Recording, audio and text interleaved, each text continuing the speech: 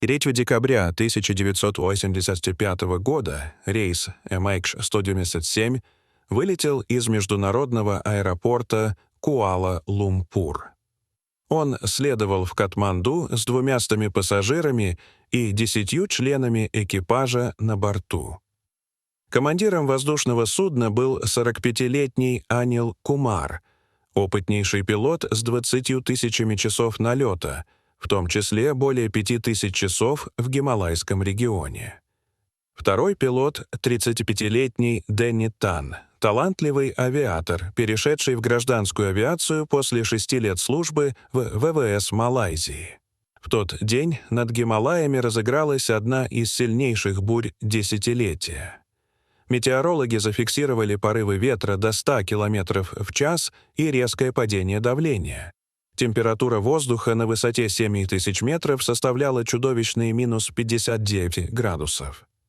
Несмотря на сложнейшие погодные условия, рейс MH197 получил разрешение на полет, поскольку прогнозы обещали улучшение погоды к моменту прибытия в зону Гималаев. Последний радиообмен с бортом состоялся в 17:45 по местному времени. Капитан Кумар доложил о входе в зону турбулентности и запросил разрешение изменить высоту полета. «Диспетчер, это борт MH197. Входим в сильную турбулентность. Запрашиваем разрешение снизиться». Связь оборвалась на полуслове. На радарах самолет исчез, будто растворился в воздухе между горных пиков. Поисковая операция началась немедленно, но она осложнялась чудовищными погодными условиями. 9 вертолетов и 12 наземных групп прочесывали предполагаемый район падения 3 недели. Поиски не дали никаких результатов. В одном из самых труднодоступных районов Гималаев, где высота пиков превышает 7000 метров, самолет словно канул в небытие. Через месяц власти официально прекратили поисковую операцию, признав всех пассажиров и членов экипажа погибшими.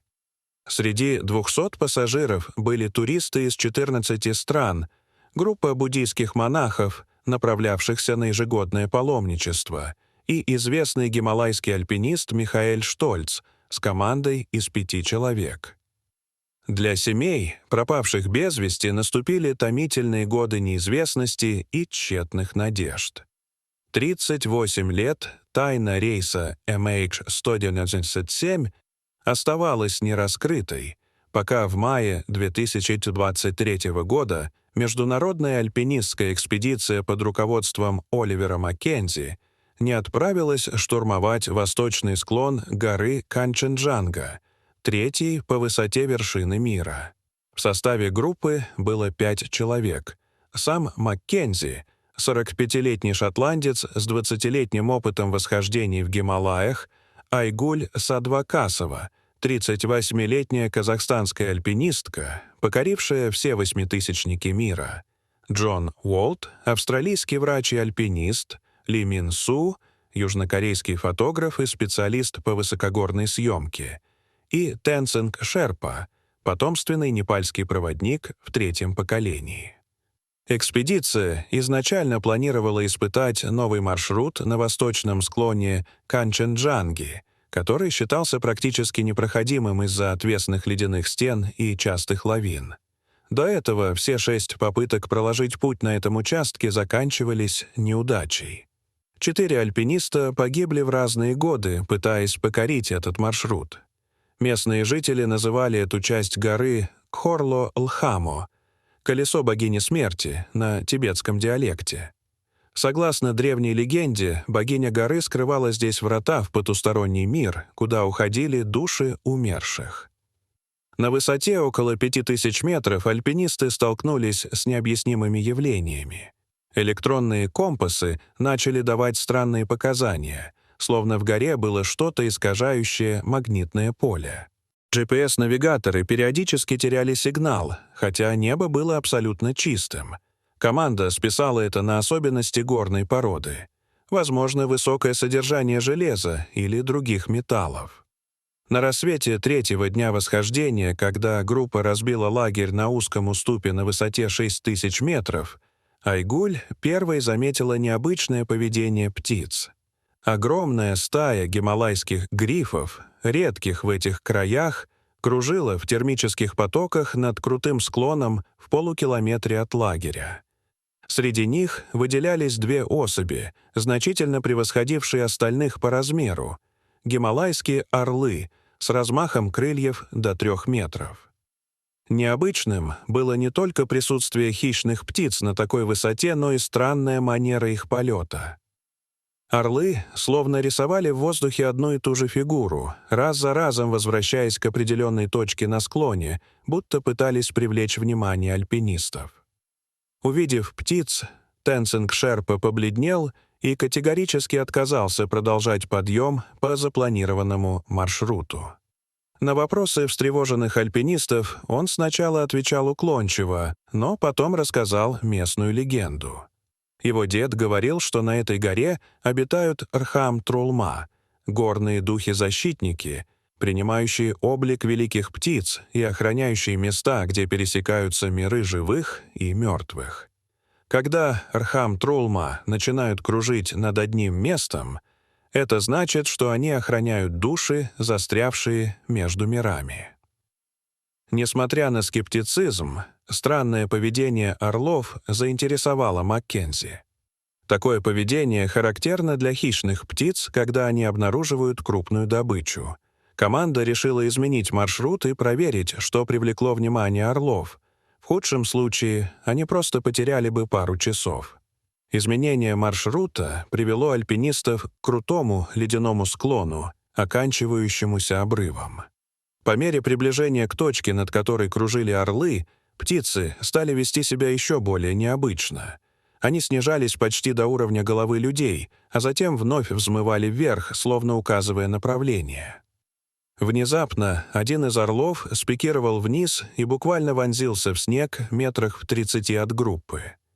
Когда альпинисты подошли ближе, птица взлетела, но в снегу осталась глубокая лунка. Ли Мин Су достал ледоруб и начал расчищать снег.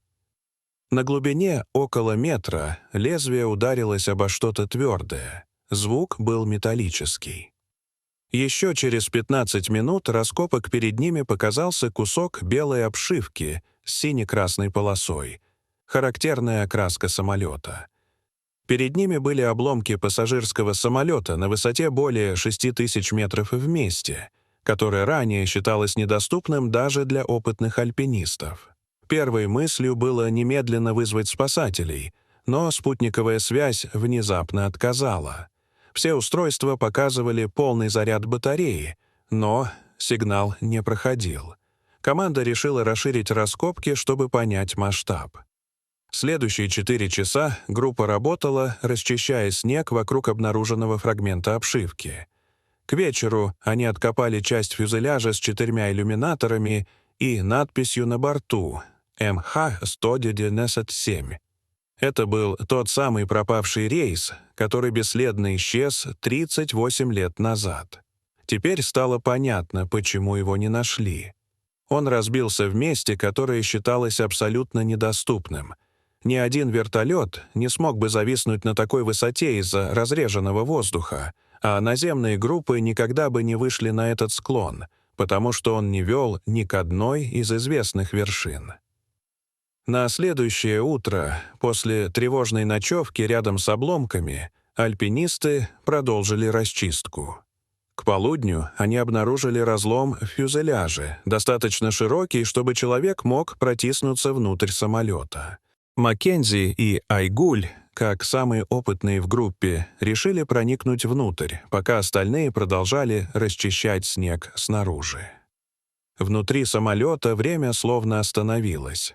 Кислородные маски свисали с потолка, на столиках стояли полуприкрытые чашки. В проходе лежал раскрытый журнал. Альпинисты двигались очень осторожно, опасаясь нарушить хрупкое равновесие обломков. В первом ряду пассажирского салона они обнаружили сумку с альпинистским снаряжением. Внутри был ледоруб с инициалами Михаэля Штольца, известного альпиниста, находившегося на борту. Рядом лежал его паспорт и записная книжка в кожаном переплете, удивительно хорошо сохранившаяся. Когда Маккензи открыл записную книжку, от увиденного у него по спине пробежал холодок. Это был дневник, который Штольц вел после катастрофы. Последняя запись датирована 12 января 1986 года, больше месяца после исчезновения самолета. Дневник Михаэля Штольца раскрыл ужасающую историю выживания. Из 211 человек на борту первую ночь пережили только 47. Большинство погибло при ударе, когда самолет врезался в склон горы во время снежной бури. Капитан Кумар был среди выживших и взял на себя командование. Он организовал временное убежище из обломков фюзеляжа, распределил найденные запасы пищи и установил строгий режим экономии воды. Штольц писал, что самолет врезался в гору из-за странной магнитной аномалии. Все приборы вышли из строя одновременно. Пилоты летели буквально вслепую. За несколько минут до столкновения капитан увидел странное свечение на склоне горы, как будто сама гора светилась изнутри. Он попытался увернуть самолет, но было слишком поздно. Дальнейшие записи рассказывали о борьбе за выживание в экстремальных условиях. Температура опускалась до минус 45 градусов ночью. На 5-й день после катастрофы выжившие заметили странное поведение птиц. Огромные орлы начали кружить над местом крушения. На 7-й день произошло нечто невероятное. Один из орлов сбросил к самолету горного козла.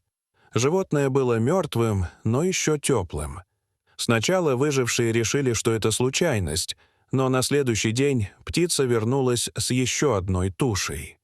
Казалось, орлы намеренно подкармливали людей. Капитан Кумар утверждал, что за 20 лет полетов над Гималаями он никогда не слышал ни о чем подобном. Орлы продолжали приносить пищу выжившим в течение следующих 2 недель. Это спасло их от неминуемой голодной смерти. К концу декабря, однако, условия резко ухудшились. Сильный снегопад полностью засыпал обломки самолета, превратив их в ледяную гробницу. Запасы кислородных баллонов подходили к концу, а многие выжившие страдали от тяжелой формы высотной болезни. Запись от 4 января гласила, что в тот день умерли еще 3. Осталось только 18 человек. Капитан Кумар сказал, что нужно спускаться, иначе все погибнут. Он предложил прорубить туннель в снегу и выбраться наружу. Орлы все еще кружили над самолетом каждый день. Штольцу иногда казалось, что они пытаются что-то сказать людям. Последняя запись в дневнике была короткой и тревожной. Прорубили туннель. Выбрались наружу. Капитан говорит, что нужно спускаться по юго-восточному склону. Орлы почему-то улетели. Ночью я снова видел то странное свечение на скалах. Оно словно пульсирует, как живое сердце. Местные монахи в нашей группе говорят, что это свет перехода, путь в другое измерение. Не знаю, верить ли им, но других объяснений у меня нет. Если кто-то найдет этот дневник, пусть знает. Мы боролись до конца и не сдавались. Альпинисты были потрясены. Получалось, что часть пассажиров пережила крушение и пыталась спуститься с горы. Но что с ними стало потом? Почему их никто не нашел? И какую роль во всем этом играли орлы? Продолжая исследование самолета, в кабине пилотов обнаружили еще один журнал — бортовой. Капитан Кумар до последнего вел записи о происходящем, фиксируя в нем все странности. 28 декабря он писал, что компас все еще сходит с ума. Стрелка вращалась без остановки, иногда против часовой стрелки. Все электронные приборы, которые удалось запустить от аварийного генератора, показывали бессмыслицу. Высотомер ушел в минус и показывал минус 2000 метров, хотя они явно находились на высоте не менее 6000. Ночью радист попытался запустить аварийный передатчик и клялся, что слышал в наушниках голоса на неизвестном языке. Это место словно искажало реальность. В одном из последних сообщений капитан описывал странное явление, которое наблюдал вместе с выжившими монахами. Прошлой ночью то свечение снова появилось на склоне. Монахи устроили какой-то ритуал, читали мантры. Они сказали, что это врата между мирами, и что тем, кто пройдет через них, будет дарована новая жизнь в другом измерении. Капитан не верил в подобное, но после всего пережитого был готов рассмотреть любые возможности. Если они не смогут спуститься, возможно, стоило рискнуть и проверить, что скрывалось за этим светом. К вечеру того же дня альпинисты обнаружили в хвостовой части самолета нечто еще более удивительное. Аварийный выход был раскрыт изнутри, а вокруг него на полу лежали десятки птичьих перьев. Некоторые из них принадлежали гималайским орлам. Это подтвердил Ли Мин Су, увлекавшийся орнитологией. Перья были разложены в виде странного узора, похожего на спираль. В центре спирали лежал маленький металлический предмет. Это оказался старинный тибетский амулет с изображением крылатого существа. Позже Шерпа сказал, что это символ Рхам-Трулма, духов-защитников, принимающих облик гигантских птиц. Когда альпинисты продолжили расчистку, снаружи они обнаружили следы, ведущие от самолета вниз по склону, остатки туннеля в снегу, о котором писал Штольц. Туннель вел к краю обрыва и внезапно обрывался.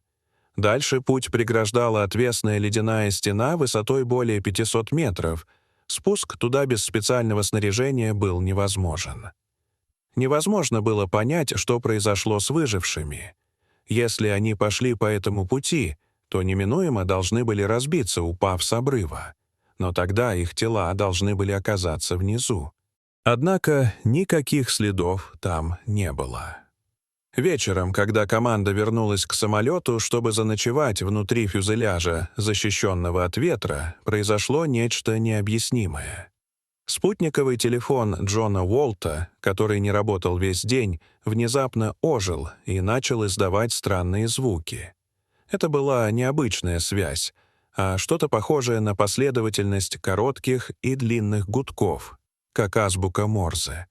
Уолт записал эту последовательность, и когда группа вернулась в базовый лагерь, один из помощников, бывший радист, расшифровал ее. Сообщение гласило: «Мы живы, но не здесь». Ночью альпинисты наблюдали то самое свечение, о котором писали капитан Кумар и Михаэль Штольц. Оно возникло на скале примерно в 300 метрах от самолета, пульсирующее голубоватое сияние, похожее на северное сияние, но концентрированное в одной точке.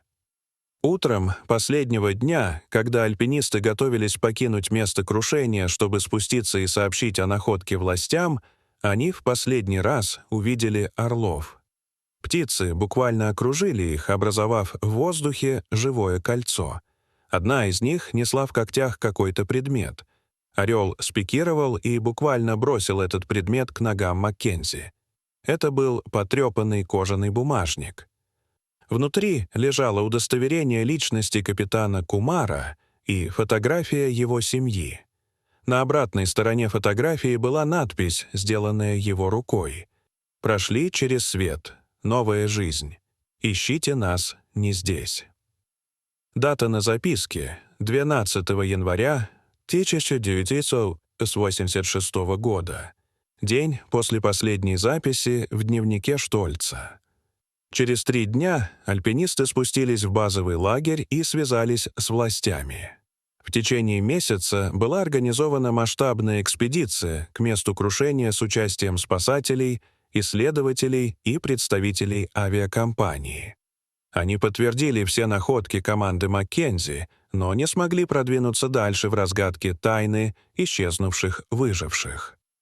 Странности продолжались и во время официальной экспедиции. Все электронные приборы давали сбои рядом с самолетом. Компасы показывали произвольные направления. GPS-навигаторы определяли местоположение с ошибкой в несколько километров. Однако эти аномалии не объясняли описанное свечение или странное поведение орлов.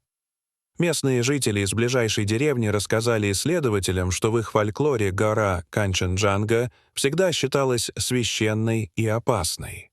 Согласно легендам, на ее восточном склоне существует дверь между мирами, охраняемая духами-хранителями в облике гигантских птиц.